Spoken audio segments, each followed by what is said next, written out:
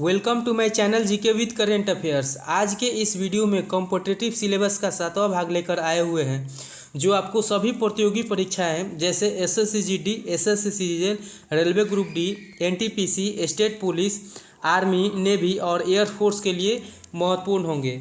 यदि आपने 1 से लेकर 6 पार्ट का वीडियो नहीं देखा है तो प्ले लिस्ट में जाकर ज़रूर देखें और रेगुलर वीडियो प्राप्त करने के लिए चैनल को सब्सक्राइब जरूर करें। तो चलिए शुरू करते हैं आज का पहला पॉइंट। और एक बात और, जैसे मैं इस वीडियो में लिखा हूँ वैसे ही हूबहू आप अपने कॉपी में भी नोट कर लीजिएगा। इससे आप एग्ज़ाम के टाइम में आसानी से रिवीजन भी कर सकते हैं। तो चलिए शुरू करते हैं आज का पहला पॉइंट। आज का पहला पॉइंट है प्राचीन इतिहास से। प्राचीन इतिहास में जैसे कि प्रागैतिहासिक काल किसे कहते हैं, क्वेश्चन एग्जाम में रहेगा कि प्रागैतिहासिक काल किसे कहते हैं। तो आप ऑप्शन में चुन सकते हैं कि जिस काल का कोई लिखित विवरण नहीं है उसे प्रागैतिहासिक काल कहा जाता है। पूरा पाषाण काल का समय कितना निर्धारित है, तो पूरा पाषाण काल 20 लाख से 14,000 साल पहले तक का समय को पूरा पाषाण काल कहते हैं। मध्य पाषाण काल का समय क्या था, तो 14,000 साल पहले से लेकर 8,000 साल पहले तक का समय को मध्य पाषाण काल कहा जाता है। और पाषाण काल के अंतिम चरण को नवपाषाण युग कहा जाता है, जो 8,000 से 3,000 साल तक के समय में होता है। अगला पॉइंट देखते हैं।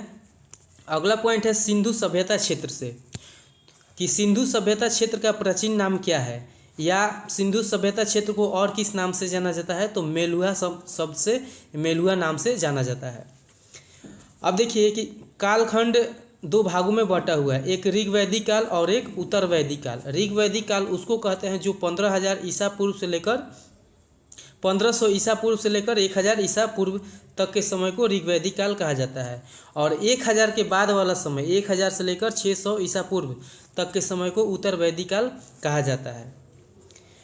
अगला पॉइंट है आर्यों द्वारा विकसित सभ्यता कैसी थी, तो आर्यों द्वारा विकसित सभ्यता ग्रामीण थी। एक लाइन में आप अपने कॉपी में नोट कर लीजिएगा। आपको एग्जाम में क्वेश्चन होगा कि निम्नलिखित में से आर्यों द्वारा विकसित सभ्यता कैसी थी, ग्रामीण सभ्यता थी या नगरीय सभ्यता थी, या और ऑप्शन में दिए रहेंगे। तो ऑप्शन में आप चुनिएगा ग्रामीण सभ्यता। वैदिक काल में बाजपति क्या कहते थे, तो बाजपति को भूमि का अधिकारी कहा जाता था। उग्र शब्द, वैदिक काल में उग्र शब्द का क्या तात्पर्य होता है, तो वैदिक काल में उग्र शब्द का प्रयोग होता था अपराधियों को पकड़ने वाले के लिए। गविष्ठ शब्द का मतलब युद्ध के लिए प्रयुक्त होता था, युद्ध के लिए ये शब्द गविष्ठ का प्रयोग किया जाता था। अगला पॉइंट है 10 राज युद्ध का वर्णन ऋग्वेद के किस मंडल में किया गया है, तो ऋग्वेद के 7वें मंडल में किया गया है। ये 10 राज युद्ध परुष्णी नदी के किनारे हुआ था, जिसमें सुदास और 10 जनों के बीच युद्ध हुआ था, जिसमें सुदास विजयी हुए थे। ऋग्वेद के सबसे प्राचीन मंडल क्या है, तो ऋग्वेद का सबसे प्राचीन मंडल दूसरा और 7वां मंडल है, जबकि सबसे बाद में जोड़ा गया पहला और 10वां मंडल। देखिए आपको पिछले वीडियो में बता चुके हैं कि वेद कितने प्रकार का होता है, ऋग्वेद, सामवेद, यजुर्वेद, अथर्ववेद।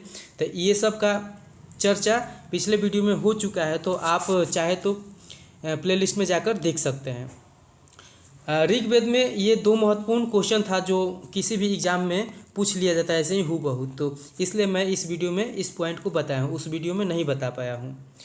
अगला पॉइंट देखते हैं। अगला पॉइंट है यजुर्वेद से। यजुर्वेद का 2 भाग होता है, एक होता है कृष्ण यजुर्वेद और दूसरा होता है शुक्ल यजुर्वेद। शुक्ल यजुर्वेद की रचयिता है वात्स्ययनी का पुत्र याज्ञवल्क्य, इसलिए शुक्ल यजुर्वेद को वात्स्ययनी संहिता भी कहा जाता है। ये बहुत इम्पोर्टेंट क्वेश्चन है। अगला पॉइंट देखते हैं। अगला पॉइंट है आग का आविष्कार कब हुआ था, तो आप सभी को पता होगा कि आग का आविष्कार पूरा पाषाण काल में हुआ था। पहिए और कृषि का आविष्कार नए समय में हुआ था, मतलब नया काल में, नया पाषाण काल में हुआ था। कृषि का उदाहरण कहाँ मिलता है, तो कृषि का उदाहरण मेहरगढ़ से प्राप्त होता है। चावल का प्राचीनतम साक्ष्य मिलता है कोल्डिहवा से, और चावल का सबसे पहला प्रमाण मिलता है लोथल बंदरगाह से, जो गुजरात में स्थित है। अगला पॉइंट है कि स्वास्तिक चिन्ह किसका देन है, तो स्वास्तिक चिन्ह हड़प्पा सभ्यता की देन है। ये इम्पोर्टेंट है। अगला पॉइंट है कि वस्तुओं का प्रमाण और उनके स्थान। कुछ कुछ ऐसा वस्तु है जिसका प्रमाण और उसका स्थान नीचे दिया हुआ है। तो सबसे पहले चावल, गेहूं और जौ, भेड़, बकरी का प्रमाण मिला है मेहरगढ़ में, जो पाकिस्तान में है। चावल और जानवरों की हड्डियाँ, ये कोल्डिहवा से प्राप्त हुआ है, जो उत्तर प्रदेश में स्थित है। क्वेश्चन में से सीधा सीधा पूछ लिया जाता है कि कोल्डिहवा प्राचीन पुरा स्थल कोल्डिहवा किस राज्य में स्थित है, तो वो है उत्तर प्रदेश में, याद रखिएगा। कुत्ता का प्रमाण मिला है बुर्ज होम से, जो कश्मीर में स्थित है। ये तो कई बार क्वेश्चन पूछ चुका है कि बुर्ज होम निम्नलिखित में से किस राज्य में स्थित है। गेहूं और जौ का प्रमाण मिला है चिराद से, हालांकि ये बिहार में स्थित है, ये बहुत इंपॉर्टेंट है। अगला पॉइंट है कि अग्निकुंड का प्रमाण कहाँ मिला है, तो अग्निकुंड का प्रमाण मिला है कालीबंगा और लोथल में। ऑप्शन में ये दिया रहता है कालीबंगा, तो इसको टिक लगाते हैं। धान के लिए प्रसिद्ध कोल्डिहवा और चोपानीमंडो कहाँ स्थित है, तो ये विंध्य पहाड़ियों के पास स्थित है। ये भी महत्वपूर्ण पॉइंट है। अगला पॉइंट देखते हैं। अगला पॉइंट है सिंधु सभ्यता के पश्चिमी स्थल को क्या कहा जाता है, तो सिंधु सभ्यता के पश्चिमी स्थल सुतकांगेडोर, जो दासक नदी के किनारे है, ये बलूचिस्तान में स्थित है। पूर्वी स्थल है आलमगीरपुर, जो हिंडन नदी के किनारे है, ये मेरठ में स्थित है।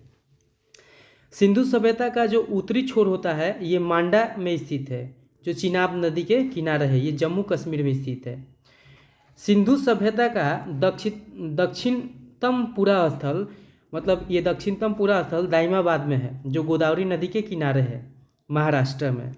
जोते हुए खेत का प्रमाण, मतलब जोते हुए खेत का प्रमाण और नकाशीदार ईंटों का प्रमाण मिला है कालीबंगा से।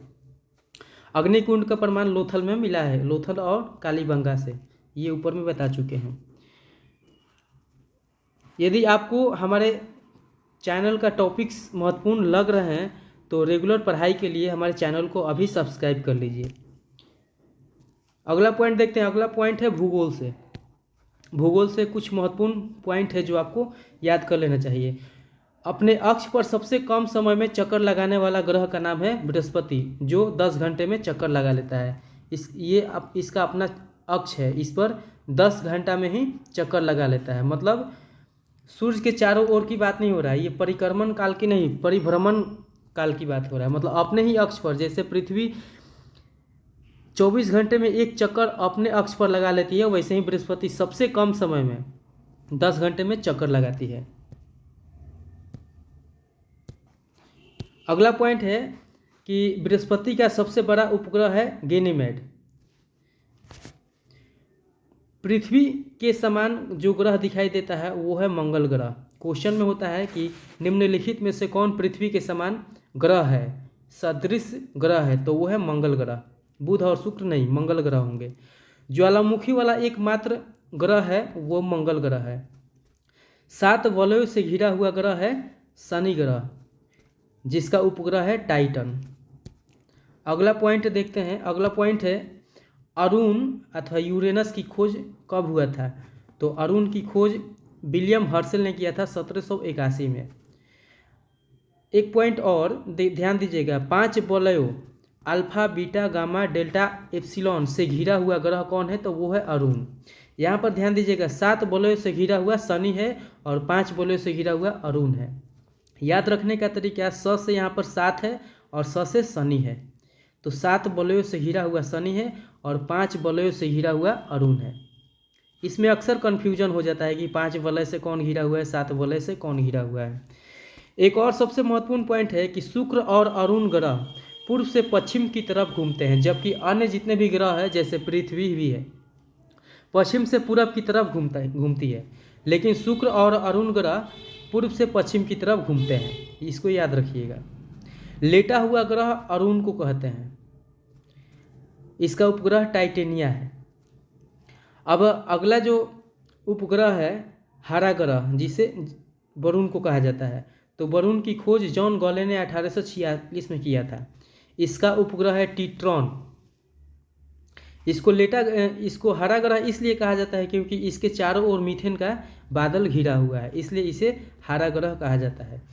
एक चीज़ आपको बताना चाहेंगे, देखिए यहाँ पर एक क्वेश्चन है जो कन्फ्यूजन वाला बनता है। जैसे कि शनि का जो उपग्रह है वो टाइटन है, और अरुण का उपग्रह है टाइटेनिया, और वरुण का उपग्रह है टिट्रॉन। तीनों में ध्यान रखिएगा कि क्या अंतर है, नहीं तो इसमें अक्सर कन्फ्यूजन होता है। अगला पॉइंट देखते हैं।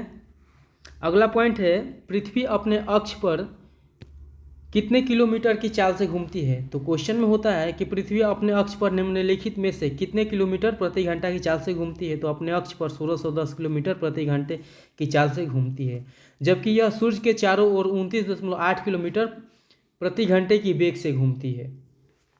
सूर्य के बाद सबसे नज़दीक तारा है वो है प्रॉक्सिमा सेंचुरी, मतलब पृथ्वी के सबसे निकटतम तारा हुआ सूरज, लेकिन सूरज के बाद दूसरा तारा है वो है प्रॉक्सिमा सेंचुरी। पृथ्वी पर ऋतु परिवर्तन होने का कारण क्या है। तो पृथ्वी का अपने अक्ष पर झुका होना और सूर्य का परिक्रमा करना, ये ऋतु परिवर्तन का कारण होता है। अगला पॉइंट है कि जीवाश्म ग्रह के नाम से कौन सा पिंड जाना जाता है। तो जीवाश्म ग्रह के नाम से चंद्रमा को जाना जाता है।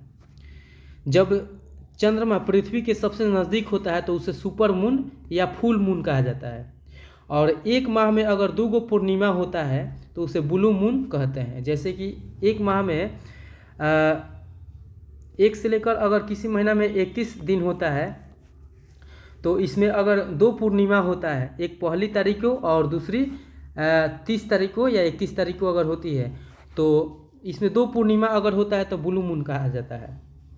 और जब चंद्रमा पृथ्वी के सबसे नज़दीक होता है तो उसे सुपर मून या फुल मून कहा जाता है। अगला पॉइंट है, नंगी आंखों से देखे जाने वाले क्षुद्र ग्रह कौन सा है। तो वो है फोरविस्टा। 2 देशांतर रेखाओं के बीच की दूरी गोरे है। देखिए, मैं इस वीडियो में जितने भी पॉइंट बता रहा हूँ, मैं एक्स्ट्रा पॉइंट इसलिए नहीं बता रहा हूँ कि इसमें जो भी पॉइंट है वो एकदम एग्जाम में एग्जैक्ट ऐसे ही पूछेगा, इसलिए मैं ये सब बता रहा हूँ, मतलब जो ज़रूरत है कंपटीशन एग्जाम के लिए। अगला पॉइंट है, उपसौर और अपसौर को मिलाने वाली काल्पनिक रेखा को क्या कहा जाता है। तो एप्साइड रेखा कहा जाता है। ये क्वेश्चन इंपॉर्टेंट है, ये पॉइंट। अगला पॉइंट है अर्थशास्त्र से कि राष्ट्रीय आय क्या है। तो राष्ट्रीय आय आपको पिछले वीडियो में बता चुके थे कि राष्ट्रीय आय क्या है। एक वर्ष के दौरान उत्पादित अंतिम वस्तुओं और सेवाओं के मूल्य को राष्ट्रीय आय कहा जाता है। फिर से ध्यान दीजिएगा कि राष्ट्रीय आय क्या है। तो एक वर्ष के दौरान उत्पादित अंतिम वस्तुओं और सेवाओं के मूल्य को राष्ट्रीय आय कहा जाता है। अगला पॉइंट है शुद्ध आय। यहाँ पर राष्ट्रीय नहीं होगा, शुद्ध आय होगा। शुद्ध आय क्या है। तो किसी देश के आर्थिक सीमा के भीतर और बाहर निवासियों द्वारा अर्जित आय को शुद्ध आय कहा जाता है। अब शुद्ध राष्ट्रीय आय उत्पाद क्या होता है। क्वेश्चन में एक बार ऐसे ही पूछा था कि शुद्ध राष्ट्रीय आय निम्नलिखित में से कौन है। तो ऐसे दे दिया था NNP = GNP - ह्रास, मतलब सकल राष्ट्रीय उत्पाद में से ह्रास को घटा देंगे तो शुद्ध राष्ट्रीय उत्पाद बच जाएगा। अगला पॉइंट देखते हैं। अगला पॉइंट है, भारत में पूंजी निर्माण संबंधी आंकड़े को तैयार कौन करता है। तो पूंजी निर्माण संबंधी जो आंकड़ा है वो SCO तैयार करता है, RBI तैयार नहीं करता है। अक्सर यहाँ पर स्टूडेंट्स गलती कर देते हैं RBI लिखकर। किसी देश की आर्थिक विकास दर निर्भर करता है प्रति व्यक्ति आय पर, मतलब जिस देश की प्रति व्यक्ति आय जितना अधिक होगा उस देश की आर्थिक विकास उतना ही अधिक होगा। तो किसी भी देश की आर्थिक विकास दर निर्भर करता है प्रति व्यक्ति आय पर। अगला पॉइंट है पंचवर्षीय योजना से।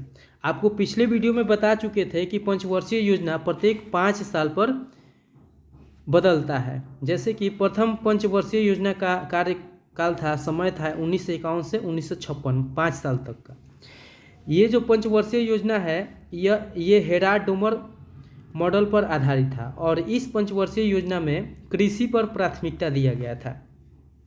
इसी प्रथम पंचवर्षीय योजना में सिंचाई परियोजनाओं की शुरुआत हुआ था, जैसे कि भाखरा नांगल बांध, भाखरा नांगल परियोजना, ब्यास परियोजना, दामोदर नदी घाटी परियोजना ये बहुत महत्वपूर्ण टॉपिक्स है। अगला पॉइंट देखते हैं।